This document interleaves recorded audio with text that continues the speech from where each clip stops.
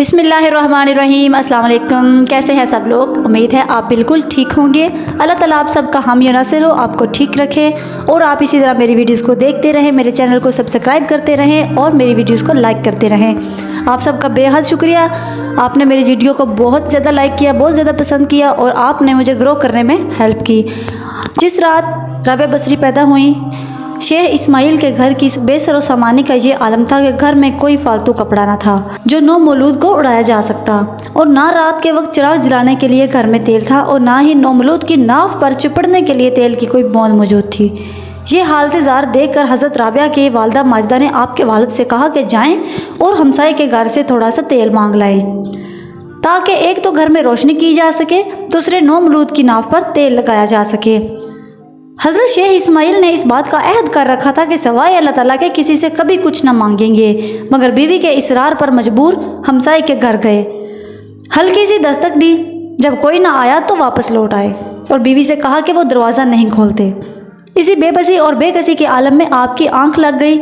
हाब में हजूर पाक सल्लल्लाहु अलैहि वसल्लम की ज़ियारत नसीब हुई, जिसमें हजूर उनसे फरमा रहे थे कि गमगीन ना हो, ये ऐसी मकबूल और बरगज़ीदा लड़की है कि मेरी उम्मत के 70,000 आदमी इसकी शिफात से बख्शे जाएंगे। माशाअल्लाह, सुभान अल्लाह। इसके बाद फरमाया कि सुबह ही आप बसरा के जो अमीर हैं ईसा जाजान, उनको एक खत लिखें और उन्हें याद दिलाएं कि वो हर रोज़ मुझ पर 100 मरतबा दरूद भेजते हैं और जुमे की रात को 400 बार दरूद भेजते हैं, लेकिन इस जुमे की रात को वो दरूद भेजना भूल गए हैं। इसका कफारा यह है कि वो हलाल कमाई में से 400 दिनार इस शख्स को दें जो ये पैगाम उसको पहुंचा रहा है। शेख इस्माइल सुबह जब बेदार हुए तो आंखों से आंसू रवा थे। हजूर सल्लल्लाहु अलैहि वसल्लम की हिदायत के मुताबिक अमीर बसरा के नाम एक खत तहरीर किया और अल्लाह का नाम लेकर घर से निकल खड़े हुए। दिल में यह ख्याल भी बार बार आ रहा था कि मैंने तो ये अहद कर रखा है कि सिवाय अल्लाह के किसी के आगे दस्ते दराज नहीं करूँगा, कहीं मैं अपने वादे से फिर तो नहीं रहा। अमीर बसरा के दरबार में जा रहा हूँ। फिर दिल को इस ख्याल से तकवीत मिलती है कि ये तो हजूर सल्लल्लाहु अलैहि वसल्लम का हुक्म है और हजूर का हुक्म तो गोया अल्लाह का हुक्म होता है।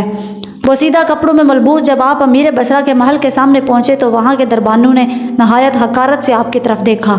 उनमें से एक बोला, अबे यहाँ क्या खड़े हो, आगे बढ़ो। आपने फरमाया कि मैं अमीर से मिलना चाहता हूँ।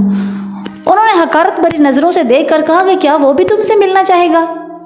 इन्होंने कहा कि ये तो मुझे मालूम नहीं, अलबत्ता ये तुम्हारा मुझ पर बड़ा एहसान होगा अगर तुम मेरा ये हाथ अमीर तक पहुंचा दो। वो बोलने लगे, अच्छा तो तू हाथ भी लेकर आया है, चलो तुम्हारा ये काम कर देते हैं, ना जाने इसमें किसकी सिफारिश हो। अमीर बसरा उस वक्त दरबार में मौजूद थे। उन्होंने दरबान ने इजाज़त लेकर वो हाथ अमीर के सामने रख दिया।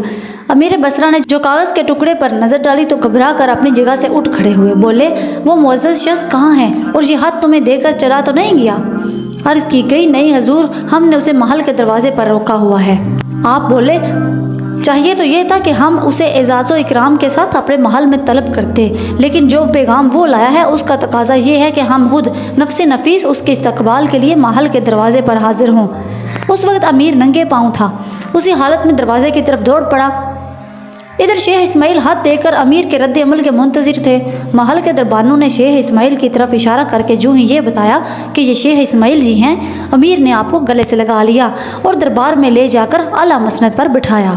फिर आपकी खिदमत में 400 दिनार पेश किए और अपने उस खिताब पर जो कि उनसे हुई थी, यानी जब जुमा की रात को हजूर सल्लल्लाहु अलैहि वसल्लम पर दरूद पाक भेजना भूल गए थे, सख्त नादम भी हुए और अश्क बार भी, और दिल के किसी कोने में खुशी भी हुई कि हजूर सल्लल्लाहु अलैहि वसल्लम ने इसी बहाने मुझे पैगाम के लायक तो समझा और इसी निस्बत से एक गरीब आदमी की कुछ मदद भी हो गई। अमीर बसरा ने कहा कि आज से मैं आपके लिए अमीर बसरा नहीं बल्कि आपका खादम हूँ। आज के बाद आपका जब जी चाहे मेरे पास तशरीफ़ ले आना।